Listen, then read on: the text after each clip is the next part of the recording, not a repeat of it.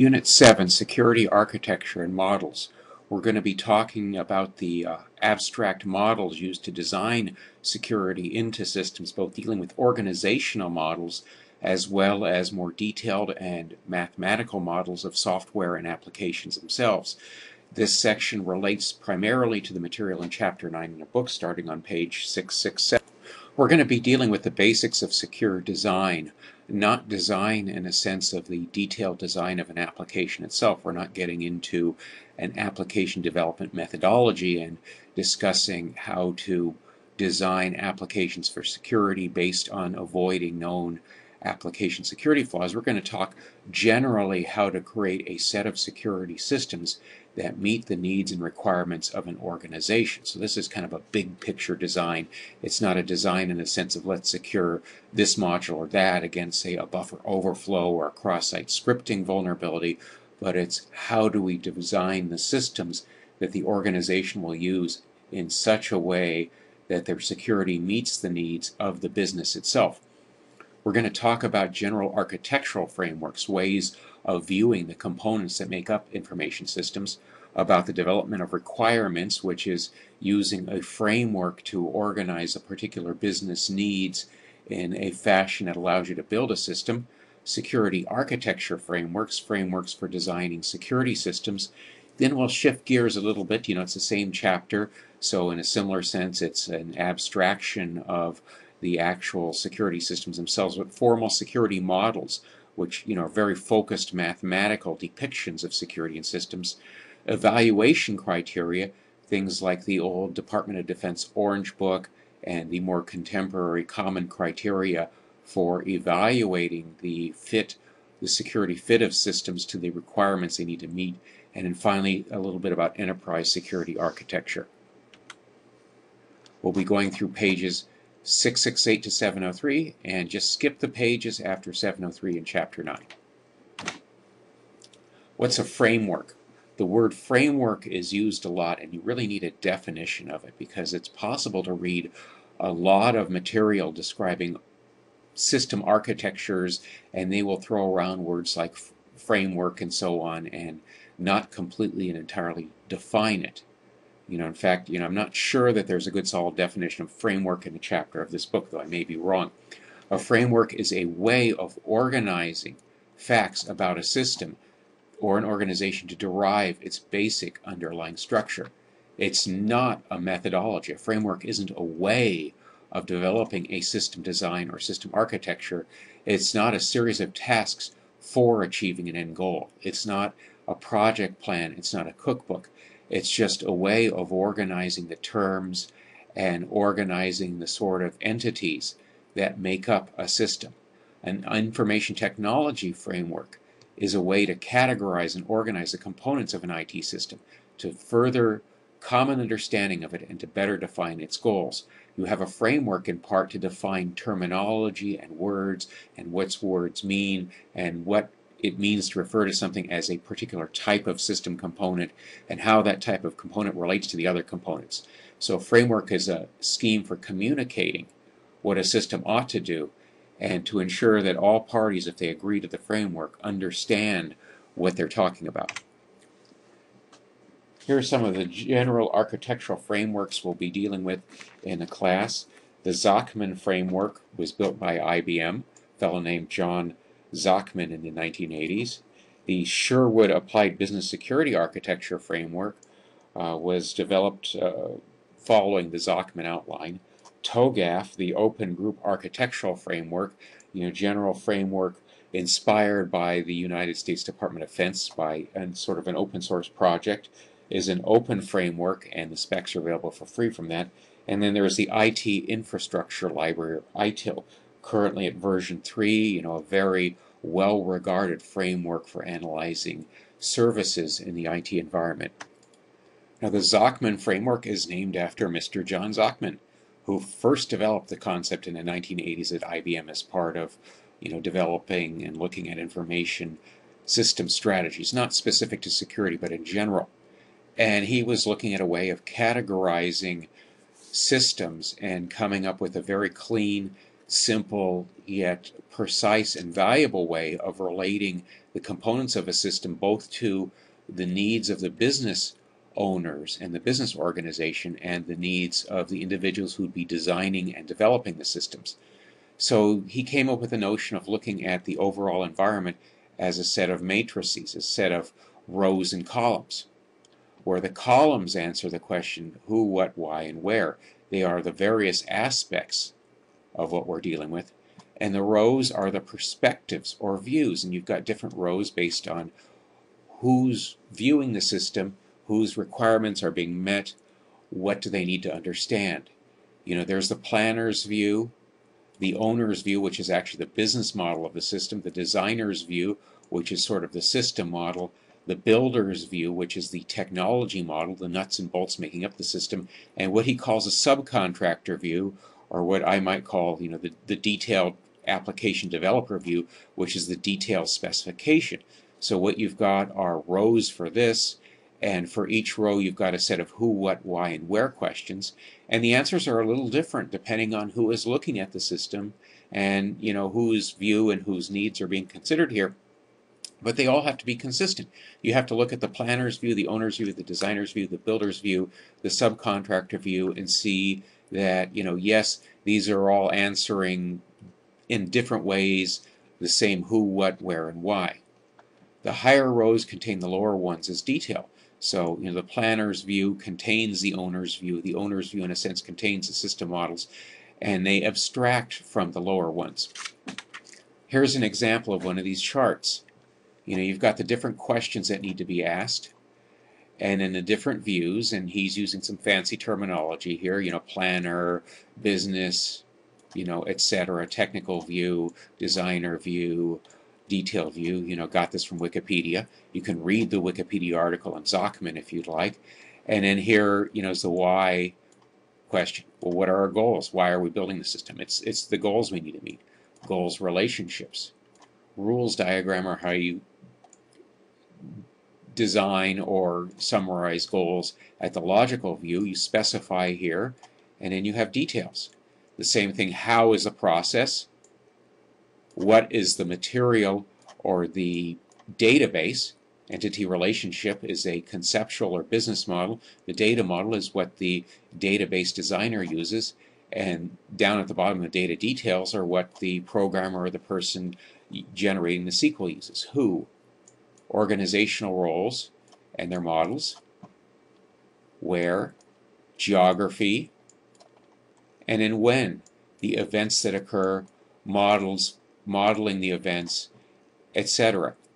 So, looking at the questions, you have a good definition of what a system is, and then you separate out the views based on who is looking at this and how they view the answers to these questions. And the answers at the top row include the answers at the bottom rows as details. Now, the Sherwood Applied Business Security Architecture SBSA framework is intended to follow the Zachman methodology. It's a standard development methodology, though applied to security architecture. I'm covering this as part of the general architecture, not security. It is, in fact, security, but I'm following the book here. And, it does, again, consist of a hierarchical set of design criteria, starting at the top with contextual, which is sort of equivalent of the planner view in Zachman, the conceptual view, which is sort of the equivalent of the business owner view, down to the component view, which is what Zachman might call the subcontractor view. So, you've got requirements, strategy, concept design, implementation, post-implementation, and then you've got crossing the different architectural layers. So these are, in fact, the who, what, why type of questions, and then these are the top-down specification of components. We've got a Wikipedia article, again, which is rather valuable here, describing this matrix with columns like the Zachman and rows for each architectural layer. If you're interested in SABSA, go to Wikipedia, look this up. TOGAF, or TOGAF, I'm not sure how it's pronounced actually. This one seems fairly popular, mainly because it's open. You can download the specifications for it. Just by filling in some personal information on the Open Group website. And there's training available, and you can become certified in this framework.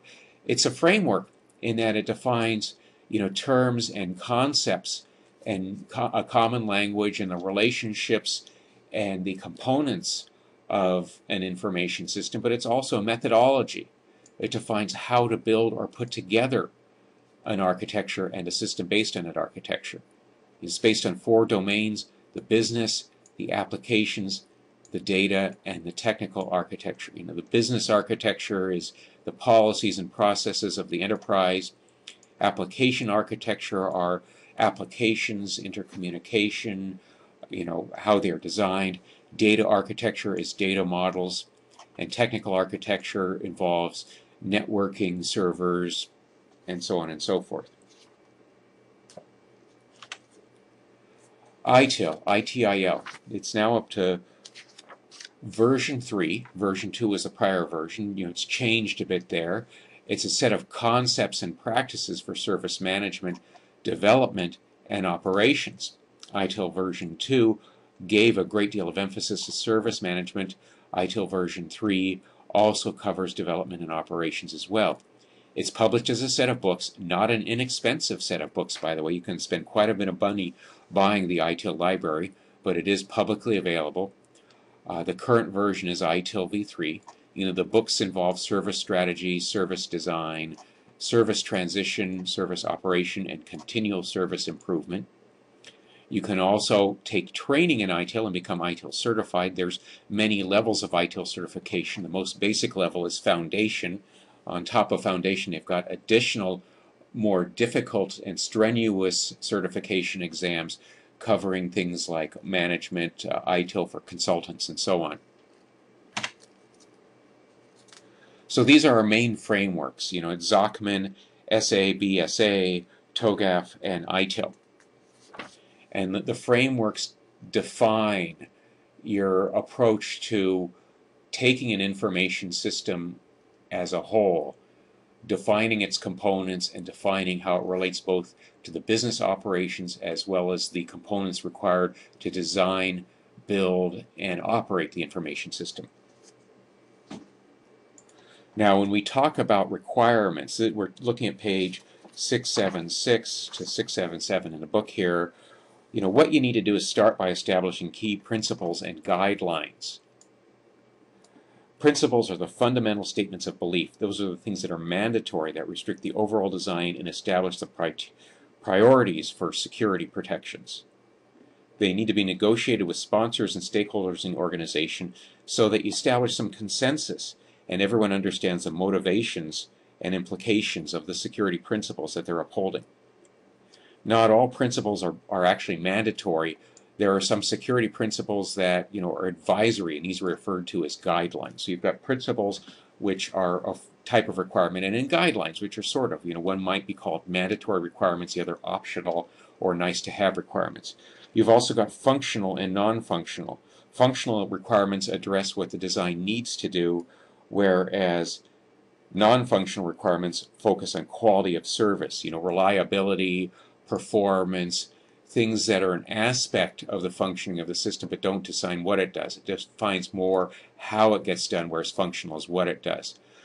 Requirements, and this is just classic system development methodology, should be documented before developing designs.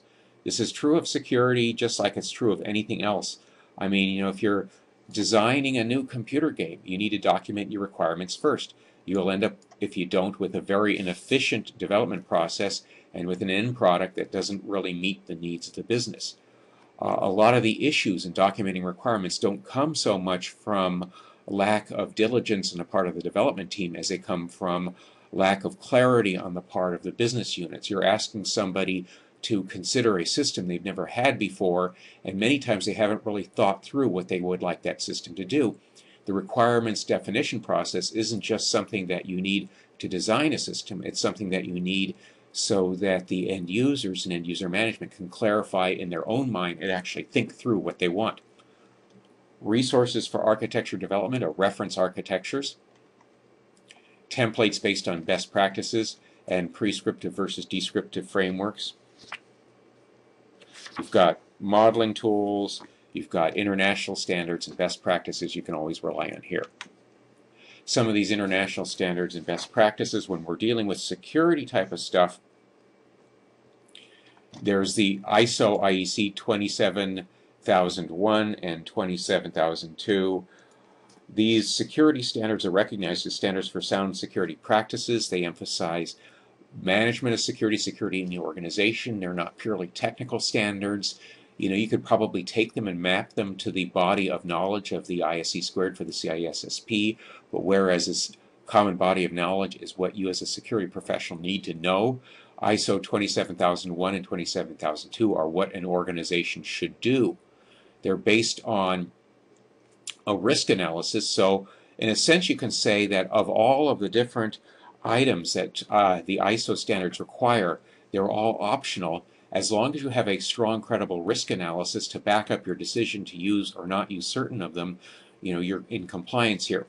The other international standard and best practice is COBIT, and COBIT is actually something designed by the information technology audit folks at ISACA, defining a framework for IT auditing, which also, because IT auditing covers all of information technology itself, because it covers all of the entirety of the technology environment, it's also a good framework for that environment itself.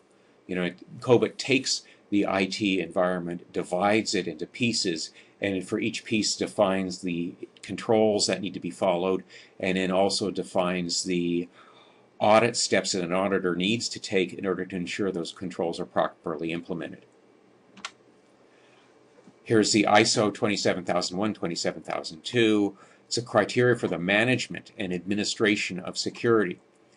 Covers policy, organization, how the security function's organized, classification of information assets, personnel security involving hiring and management of personnel, things like background screening, physical security, computer and network security, system access controls. This is starting to sound like the common body of knowledge a little bit. System development and maintenance, your application security goes here, as well as following a system development lifecycle. Business continuity and disaster recovery planning, and in compliance. It also covers risk management and metrics. Organizations can be certified in ISO 27000. This is something that seems to be more common in the European Union than it is here in the U.S. In order to do so, you need to have undergone an audit by somebody qualified to perform the audit and demonstrate that you've got your security standards in place consistent with the standards themselves. By the way, the ISO 27000 standards can be purchased for probably a few $100s from ISO. They are not free. It's not really an open source standard. ISO makes its money by selling these standards, but copies may be available at university libraries and so forth if you're interested. COBIT is a set of information technology control objectives. COBIT is really what the folks in the IT audit profession have come up with as a way to get a handle on their own job, to look at information technology overall and figure out how to properly manage the audit of it. It's concerned with IT governance, linking technology management to enterprise goals. Now, I did say it was internal controls. That's kind of sort of a small lie, because internal controls are a part of governance. Governance is this link between what the owners and the stakeholders of the business want to do with the mission and goals of the organization overall, and in ensuring that mission and goals is reflected at all levels of the organization and all compartments of the organization. Internal controls are an important part of that. Internal controls ensure that management decisions are followed and provide management with information about the effects of their decisions. So internal controls are part of governance. Governance is a big picture. Controls are a mechanism for ensuring that all works. COBIT identifies 34 information technology processes, so it splits the entire universe of IT into 34 processes, and defines an approach to control over these processes, an overall approach. And then for each process, they've got control objectives and audit guidelines. So what you've got is a manual that folks who are auditing IT can fall back on, a standard industry professionally accepted set of guidelines. The management guidelines for IT involve a combination of, kind of state of the practice, what are the best ways of viewing whether a process meets goals, whether it's functioning effectively and efficiently, maturity models. That's basically look at standards of comparison between how good or how well governed your processes are versus the best possible. It's sort of a hierarchy where you're at level 0 of a maturity model, meaning you're just sort of making it up as you go along, all the way to level 5, which is perfectly harmonized, continual improvement, managing and monitoring your systems, with an eye towards constantly making things better. So that's a maturity model. It's comparative benchmarking. You can be at level 0, level 5, or somewhere in between, and your maturity model defines these various steps or stages where you implement certain types of controls and management practices. Key goal indicator. Has the IT process achieved its business goals? Have you met your goals? Key performance indicators. KPIs, you probably heard that on the job. How well is the IT process supporting the goal? And in critical success factors, I've heard this described as something that you have to get right in order to meet your goal, or conversely, something that you can't get wrong if you want to stay in business. The most significant issues or actions for enhancing control. So COBIT is very much concerned with control.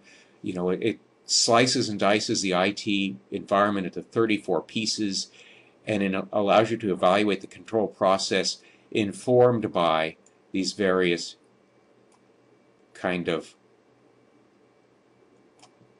criteria for how well processes are managed. So we've gone through security architecture and stuff. This is a brief breeze through. You're not at a point where you honestly know enough to develop an architecture, but you can probably download TOGAF and spend, or something of that sort, of COBIT if you're a member of ISACA, spend some time with it and figure it out.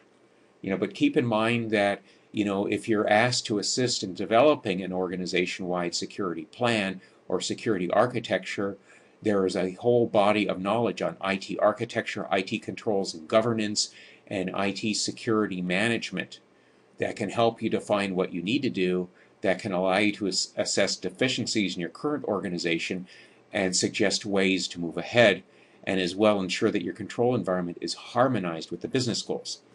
Now we're going to start digging into some heavy mathematical stuff, formal security models. We're not going to talk about organizational models for the most part here. We're going to talk about something that's more computer science-y, that involves how do you prove that systems are secure, how do you take a policy document written for human beings to understand and define that in precise mathematical terms that allow you to analyze it.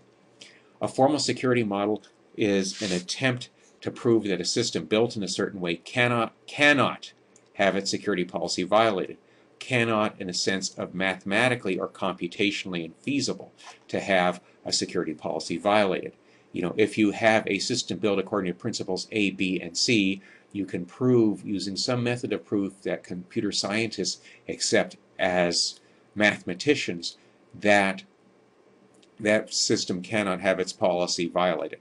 It's a precise mathematical expression of security requirements. And the mathematics involved here is more logic.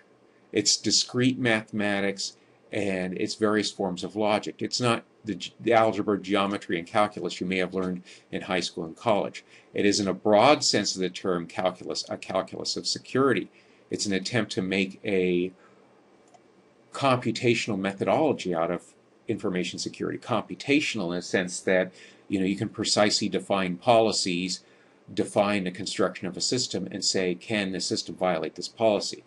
It allows you to make mathematically provable statements about whether security properties are true or not.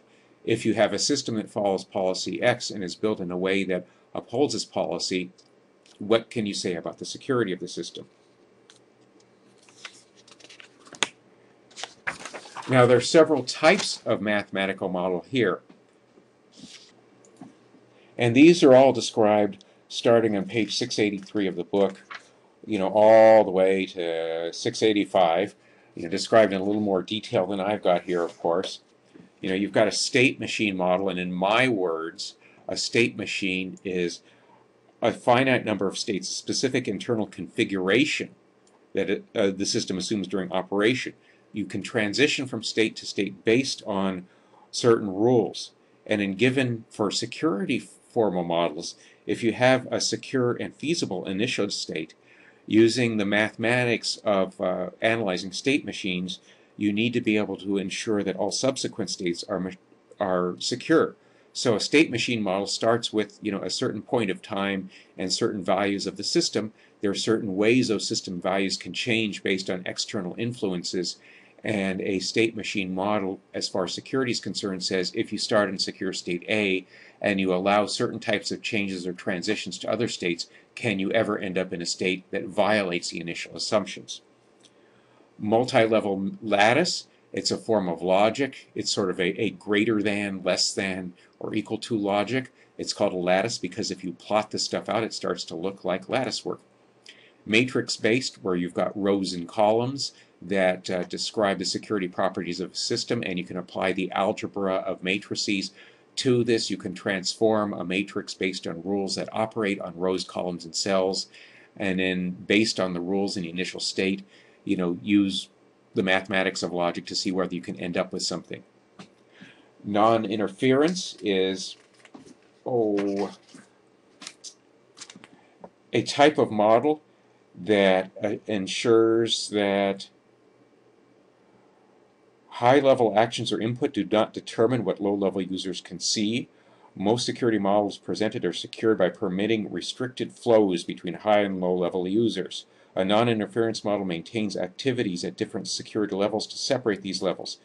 So, this is very much a classification and clearance-based model, and what you're attempting to do is prove that a particular level of classification in a system cannot leak information or create interference between activities at different levels. Information flow models focus on how information is allowed or not allowed to flow between individual objects. Flow models determine if information is properly protected, and here is an interesting concept that you need to learn about a little bit: covert channel. Yes, covert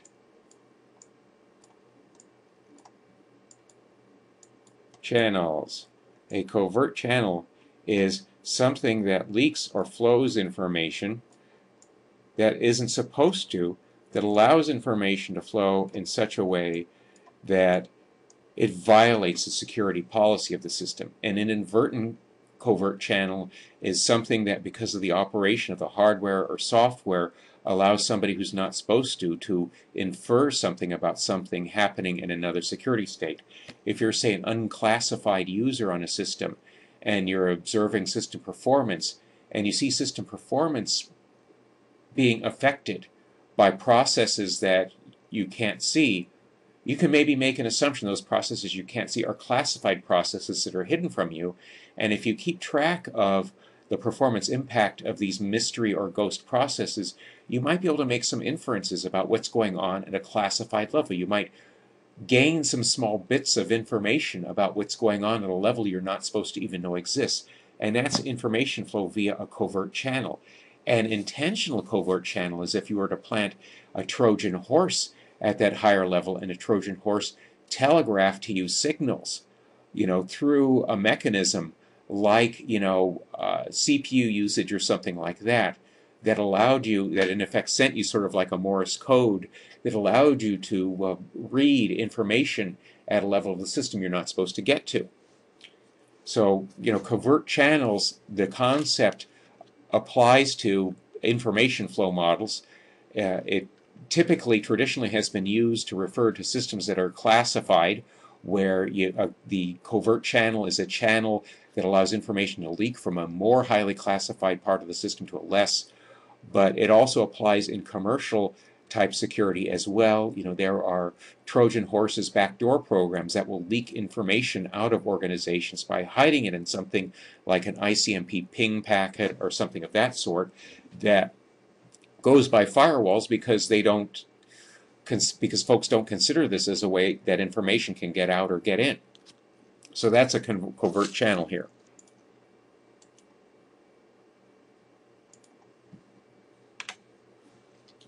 State machine. Here's a little bit of an explanation of what state machines are about. An object is characterized as state when something happens, the state changes in a predictable way. Well, a classic example I've seen in some introductory text is an elevator is a state machine. An elevator may rest on the first floor, so that's the start position is stay at the first floor.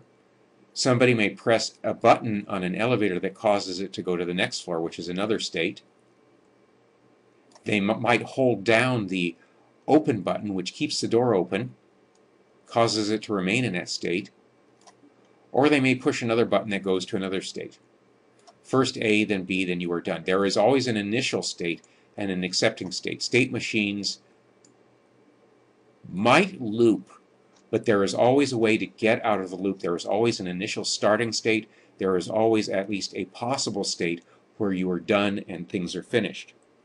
Per Wikipedia, a finite state machine or finite state automaton, plural automata, is a model of behavior composed of states, transitions, and actions. A state stores information about the past. It reflects the changes from the system start to the present moment. That's why it's called a state machine, because it remembers history and defines the current state of the system. A transition indicates a state change and is described by the condition that would need to be fulfilled to enable the transition, the event that needs to occur. A needs to occur to go from the start state to state 1. If A occurs a second time, you stay in state 1. If B occurs, you end up in a done state, here in the example. There are several action types. The entry action executes the action entering into the state. The exit action is exiting the state. And the input action is an action dependent on the present state and input conditions. You also have a transition action which executes the action when performing a certain transition. So this is a state machine. You start here, you end up there, something happens, you go from A to B, something else happens, you might go from B to C, you might go to B, you can even in fact go back from state 1 to the start again, or you can, I don't think you can go back from done, but that's a state machine. Multi-level lattice models. They're based on classification and clearance security policies. It's something that mathematicians refer to as a partial ordering. And don't tell your mathematician friends I told you this, but a way to think about it is better than, not better than, or can't compare. Either A is better than B, A is not better than B, or A is not comparable than B. Instead of better than, technically it's referred to as the dominates relationship. A either dominates B or doesn't dominate B. In a multi-level lattice, you have to have a high or a low point. There has to be an apex or peak of the model itself, an ultimate point, and there has to be a low point, either the nadir or the trough, at which is the bottom. So the high point is the ultimate dominating point. The low point can be think of as the ultimate dominated by. You can use multi-level lattice models to manipulate very complex classification schemes.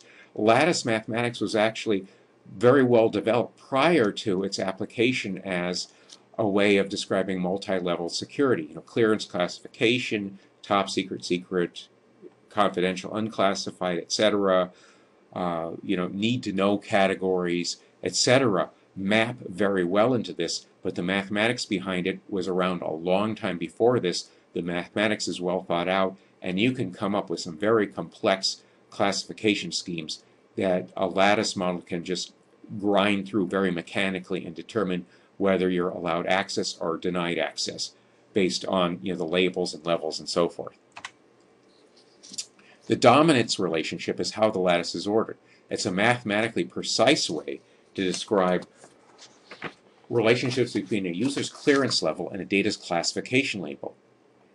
A dominates B when B is not more important than A.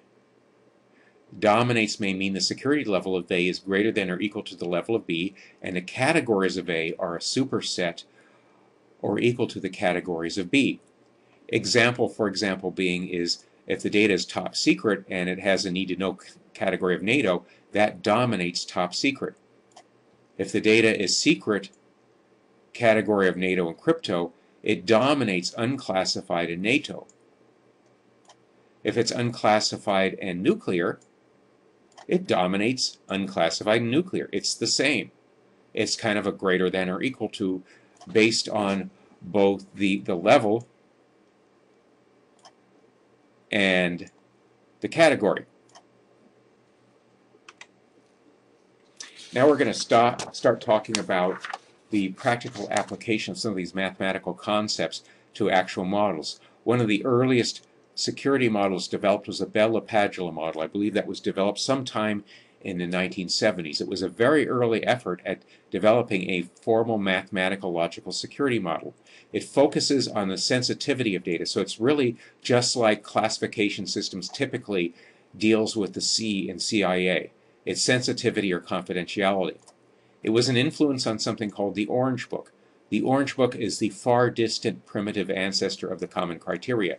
The Orange Book was actually the first published and public domain set of security evaluation criteria developed in the early 1980s when the public information security community was in its infancy and was immediately latched onto because it had the mark of approval of the U.S. NSA. It was used by the U.S. military and other arms of the governments handling classified data, and it was felt like, we finally have, a set of criteria for defining security. It is really and truly a state machine model. You start somewhere, you have rules for transitioning, and if the rules are followed properly, you will always end up in a secure state. As a state machine model, it's also a type of lattice model. Subjects and objects have levels. They interact through the dominance relationship. It's a lattice type relationship. You've got two properties, one called no write down. It's also called the star property. The object must dominate the subject, meaning you cannot take information and write it down to a lower level. And then there's no read up. It follows the opposite sort of rule, the simple sensitivity rule. The subject must dominate the object. This will make more sense in another slide or two. And then in order for this to work, you have to have tranquility properties, or what's called a tranquility property. Labels can't arbitrarily change during an operation. Strong tranquility, they never change during an operation. While something is going on, while a read or a write is going on, the labels of the subject and object never change. Weak tranquility, the labels may change as long as the change doesn't violate the security policy. So, as long as the dominates relationship at the start of the transaction is still valid, then the labels can change. And here's the example. The permitted rules are, subject dominates object. You're allowed to write. Object dominates subject. You can write up. And you can read up. What you're not allowed to do is read down or write down. Now this write down is interesting because what you're doing here is a subject possesses information. Since the subject is classified at a middle level, the model makes the assumption that any writing that's done by a subject with this clearance level has its classification, and what you're in effect doing is illicitly writing something that is classified to a lower level. You're not allowed to do that. It's assumed that the write compromises the labels here. So the problem with LaPadula, well, I can write something up, but I can't immediately read it. If I'm at a secret level, I can write something up at the top secret level, but then I can't immediately access it to ensure that the write occurred properly. This causes big problems with a lot of communication protocols. Conversely, a lot of communication protocols allow the policies of classified data access to be violated because they require that you be able to read what you just wrote. A remote read or any other sort of distributed system becomes difficult too.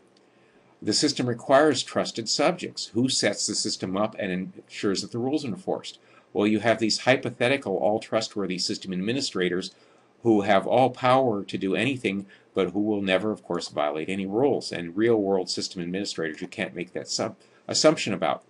There is also a problem that was referred to as System Z. It's a hypothetical system that violates the model because it declassifies the data before a read. So it allows a read in violation of the model. And there's an argument that this actually violates the tranquility assumptions, that System Z is kind of a logical Trojan horse.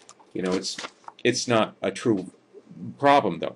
The problem with a remote read is, distributed functions are often initiated by a control flow in a direction opposite of the data flow. Control flows reveal information, saying, I would like to read this from you, is me sending something to the lower level.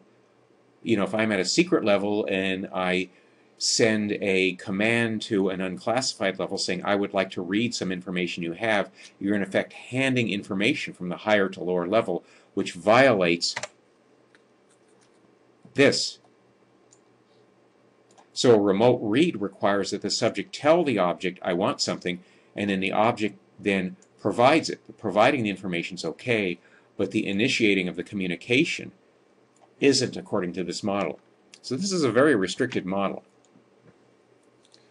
And, it was good as a first attempt, and it actually works fairly well in a lot of these situations. And the nice thing about this model, let me back up a bit, is the problems with it actually translate to real problems in the real world, because folks have used blind write, they have used remote read to compromise classified systems, or at least it's been demonstrated how this could be done. There are, of course, issues with trusted subjects, and the business about the tranquility rules are something that needs to be considered when designing systems. It's like, can you allow a change in classification that has kind of a timing problem with a read or a write that occurs very close to it?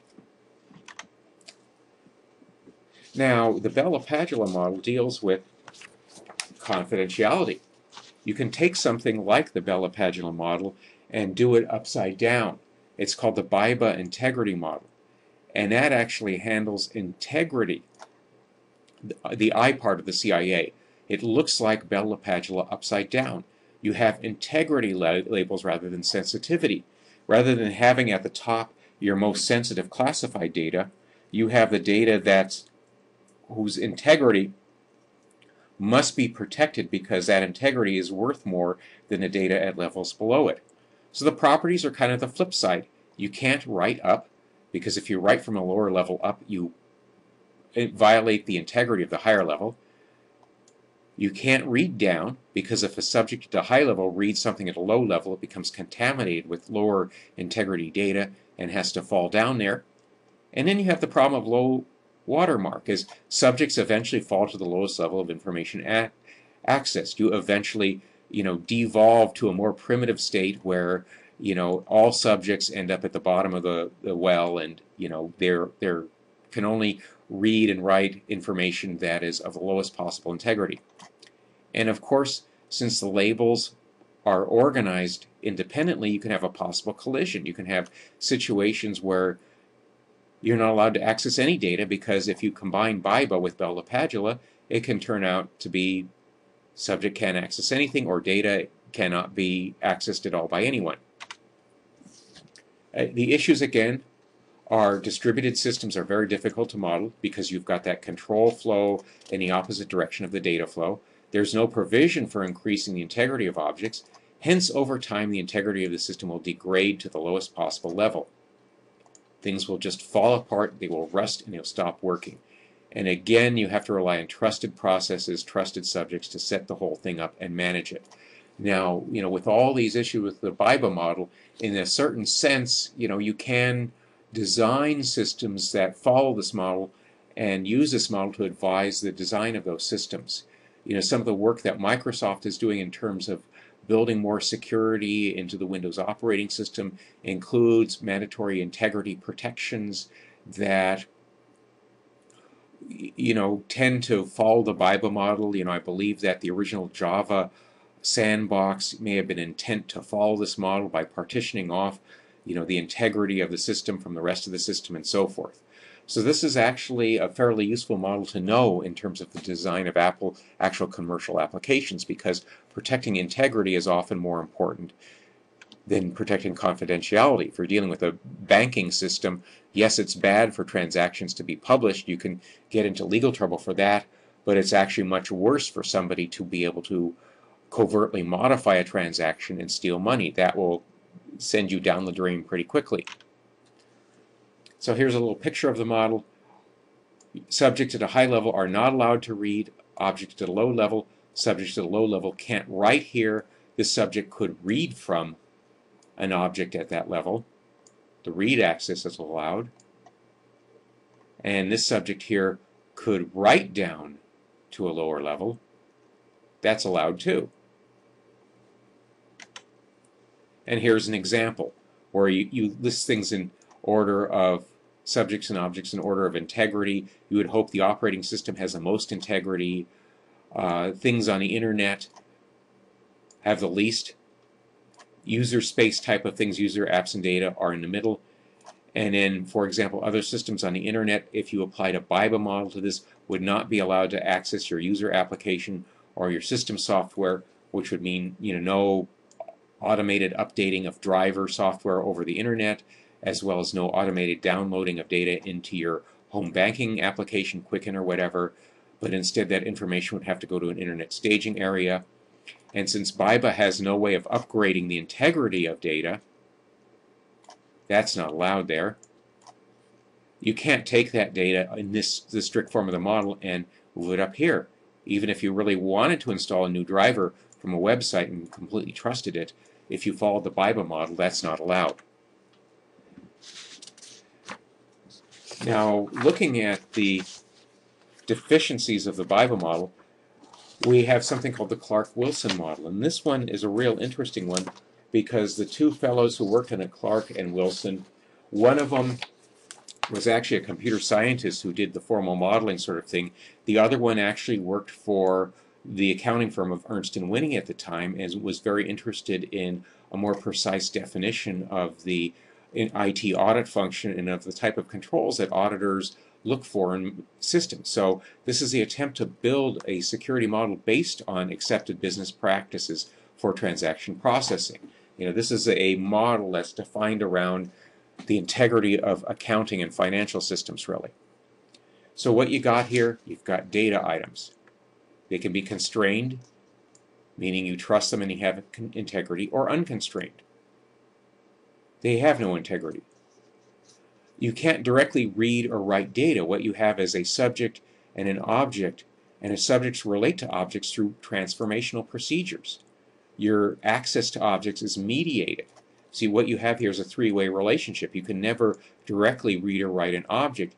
You have to use a transformational procedure to modify or access the object. It's sort of object-oriented in that way. You're encapsulating things. Subjects initiate transformational procedures. The procedures are a sequence of actions which must be executed as a whole. Commit or roll back in a certain sense. It's kind of like what we implement in relational databases. They associate the subject with the old item and a new one, and they are the only way a constrained data item can be changed. So you can't just directly modify an item. You can't modify it in any ad hoc fashion you wish. You have a menu, if you will, of transformational procedures that tell you what you're allowed to do. Then you have a special type of transformational procedure. It validates constrained data items. It says, is this thing really good? Does this work? Think of your checksum or your MD5 or SHA hash. Think of that as like an integrity validation procedure, or your digital signature. And then you've got your audit CDI, which is a special one, which is append only and is always generated when something happens. The audit CDI is your audit log, your special protected process that generates audit records. The rules here are, in a TP, you can sometimes require more than one subject to implement separation of duties. So for the data to be transformed, you need more than one subject. And which subjects are allowed to and which two need to be combined can be defined. Subjects are always authenticated. meaning you don't have anonymous updating of constrained data. You have access control over the transactions. Only certain subjects can execute transactions. Just because it's there doesn't mean you can do it. And in only special subjects, we've got that privileged category again, the security officers can change the authorization. And then you have the ability to upgrade integrity, and this is the difference between this and the Biba model. Certain special transaction processes can take your unconstrained data and turn it into constrained. You know, think about if you're a customer order entry person and you get orders through the mail, through fax, over the phone, or over a web form. Regardless of the format you get them, they are unconstrained data. You have to, before turning these things into an actual customer order, take the information in its various forms and vet it. You know, make sure that this is a valid address, valid zip, you know, that the stock keeping number is valid, that the price is legitimate, that the totals add up properly, and so forth. And that process of taking what was submitted to you and validating it converts the unconstrained data. You know, think of a very badly legible fax of an order to the unconstrained data to the constrained data, which is the actual order as it's recorded in the system. And here's the model summarized. You can take through an input transaction process, you can turn it into constrained data. Constrained data can transition to a different type of constrained data, and every time one of these things does something, the audit CDI is updated, and then you have subjects who can only function on data through these TP things, constrained by separation of duty, the fact that they can only use these TPs, and by the fact that they're authorized and authenticated. Some more models here. There's the so-called Brewer-Nash model, or the Chinese wall model, and that model is designed to model policies like in a stock brokerage or investment companies where you have conflict of interest restrictions, where the fact that I'm working with customer A means I'm not allowed to view data from customer B because that might taint through conflict of interest my ability to work with my primary customer. Access of information is prohibited if prior access to a different company in the same conflict of interest class. You categorize customers into conflict of interest classes, and subjects may be prohibited from accessing one customer if they've already accessed another in the same class. You can, however, get around this by sanitizing information to avoid conflict. This is just a thumbnail sketch of this model, but it's actually a fairly clever way of defining this particular policy. And then you've got what's called the Harrison-Ruzzo-Ullman, or HRU model, which uses the access matrix. You know, those rows and columns we talked about in that first class, where you've got subjects and objects and what you can do to them. What you do here is you actually use that as the basis of a logical model. You model the changing access rights, the creating and deleting subjects and objects, etc. You define rules that can change the cells and the rows and columns in a matrix. And depending on how you define them, you can figure out whether or not that model is verifiably secure.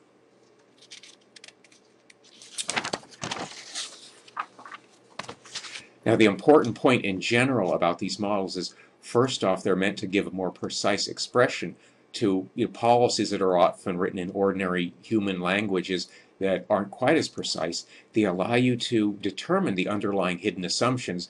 They allow you to see logically where these policies fall apart. What are the assumptions, and at what point does the policy break? And they also allow you to look at systems in the real world and see how well they comply with the model that is necessary for compliance with that particular policy. And when we're looking at comparing systems in compliance, the last part of this somewhat lengthy section deals with the compliance process here. Now, where it all started out was in the early 80s. The Trusted Computer Security Evaluation Criteria, sometimes called the Orange Book, because the initial book defining this was colored bright orange. I've heard two stories about that.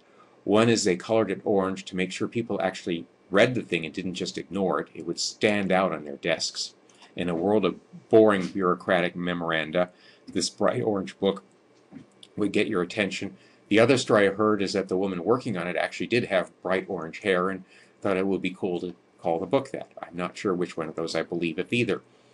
But it's an evaluation process run by the US NSA, and it's called the Trusted Product Evaluation Program. Now there's a separate program called TTAP, TTAP. TTAP is the Trust Technology Assessment Program. It's run by NIST, and this was the entity, the National Institute of Standards and Technology, that evaluated systems at the lower level, where you tend to use them more in commercial environments. The Orange Book was designed for evaluating standalone systems. It really had its origin in the world of mini computers and dumb terminals. It predated the widespread use of local area networks. It really doesn't define security, defines degree of trust. How trustworthy is a system in terms of upholding certain security functions? Doesn't guarantee security in itself. The fact that a system is certified doesn't mean in itself you have a secure environment. It means you're capable of creating a secure environment. But you have to have the proper configuration of that system, and you have to administer the system properly as well. It's a fixed set of categories. The C1, C2, B1, B2, A1, etc., where you have functionality, which is just a certain set of features for each category, and a certain amount of assurance. This process has been phased out because we now use the common criteria, even the NSA does. But there are common criteria protection profiles that mirror the Orange Book categories. It's not so much that the common criteria has gotten rid of the Orange Book, it's more that the Orange Book has gotten swallowed up by the common criteria. Now, one thing that is defined in the Orange Book is something called the trusted computing base. This isn't, a chip on your processor board. This isn't, the operating system kernel per se. It's not something you can really point to on a system. It's that all parts of the system that you have to trust in order for the security to be upheld. It's an evaluation criteria. It's not a computer science or design criteria. It's what you need to have work properly in order to support the security of the Orange Book classification you're shooting for. What parts of the operating system's code must be reviewed, the scope of the evaluation. The common criteria equivalent is a security target. It's a part of the system in which you have confidence in the expected operation, and as far as security is concerned, you may have, part of the operating system kernel part of it. It's a part of the system that supports security and isolates things that perform protection, and it's got to be resistant to tampering. If somebody can tamper with or modify the security mechanisms of a system, then you don't have any security at all. Some of the related concepts are a gateway. No, in this world, it's not a layer 7 network device. A gateway manages exchanges across the security perimeter between the trusted computing base and the rest of the untrusted world. And then you have the trusted path, the secret route between the user and a trusted computing base. That trusted path helps prevent password grabbing. It authenticates the trusted computing base to the user. It makes sure that you're talking to the system that is trustworthy and you're not talking to some evil hacker's replica of it. When you're evaluating systems, smaller is better. The less that's there, the easier it is to prove correct secure operation.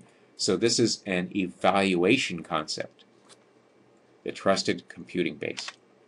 Here's an example of it. You've got the security perimeter here, the trusted computing base is here, stuff that you don't trust here, but as part of the operating system is outside. You've got the OS kernel, which because it talks directly to hardware, you hope you can trust. And then you've got other processes that you have to trust because they perform valuable security functions that, again, if they were tampered with or malfunction, would mean you couldn't properly use the security of the system. And then you've got this trusted path here where the user can go and authenticate, yes, I am talking to the real system itself, and I'm not talking to something here that some outside attacker could have planted. Now, the Orange Book certification, trusted computer security evaluation criteria, Orange Book. D, minimal uncertified. C is the policy of discretionary access control. You don't have mandatory access control here.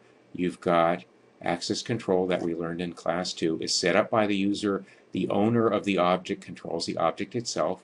You've got C1, which is designed for, old style Unix type systems that only have permissions and have fairly minimal access controls, and C2, which most commercial systems with full-fledged access control lists can satisfy. You then start introducing labels or mandatory access control here. Subjects have clearances, objects have classification in B-level system. So the big issue with systems that want to get certified B-level is you have to consistently label stuff you've got there.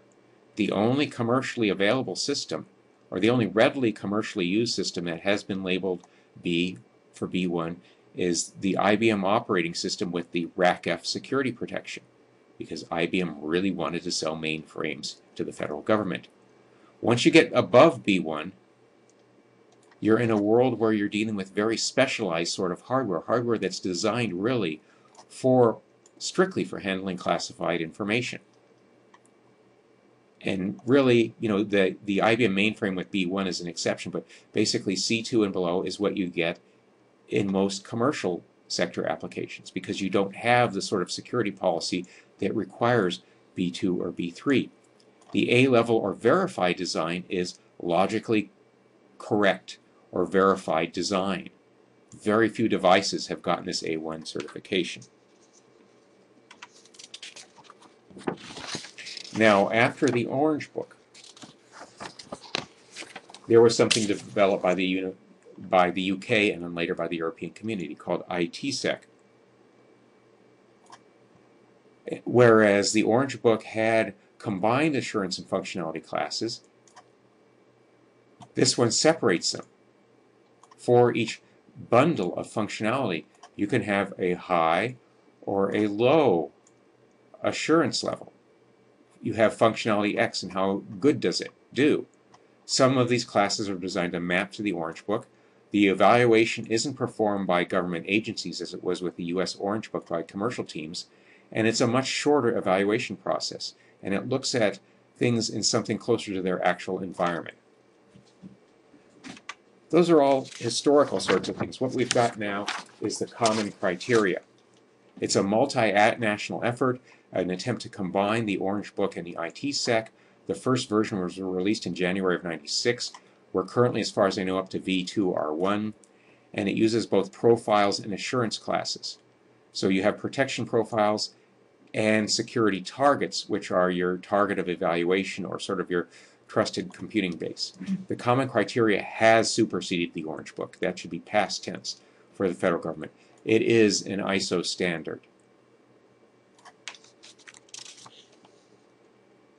It doesn't provide a list of product requirements or features. It describes a framework. That is, the common criteria describes a framework in which computer systems user can specify requirements, vendors can implement or make claims about the attributes, and testing laboratories can evaluate the products. So any entity can define, with some official standing, can define a protection profile. It's not just governments. The idea is that, say, a financial industry consortium would define protection profiles for banking applications and banking systems that then vendors would have to offer to have evaluated. It provides assurance that the process of specification, implementation, and evaluation of a product has been conducted in a rigorous and standard manner. So this doesn't say that you're secure. It just says that your functionality has been tested and found adequate up to level X, where functionality can be arbitrarily defined. Evaluation concepts, you've got your protection profile. These are broad requirements for a type of product. Can be defined by user communities, product developers, or other interested parties like the government. And it has to be evaluated too. Each document in the common criteria must also be tested and evaluated to ensure that it's sound. So you're not just evaluating the products, you're evaluating the standards too. Now you've got a protection profile you want to apply to your product if you're a vendor. The security target are the specifics of how your product is configured in the environment it runs in, meeting that protection profile. Target of evaluation is what's being evaluated, and then how good are you at meeting the requirements is the EAL. Bigger numbers are better. Bigger numbers means you've got a much better designed product. And by the way, it's not simply testing in a laboratory. Higher levels of assurance require that you follow a secure or strong documented development methodology.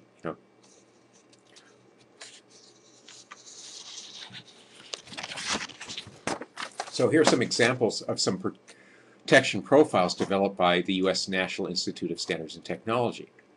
CS1 is actually the Orange Book C2, taken as is and adopted for common criteria. You've actually got one called CS2, which is for commercial systems. It's actually stronger than the DoD-oriented C2 because commercial systems have stronger requirements for discretionary access controls. In military classified systems, the stronger requirements are for data that's labeled for mandatory, but discretionary access in a commercial environment requires a much more stringent control than in the military. Role-based access control is defined as a protection profile to implement separation of duties.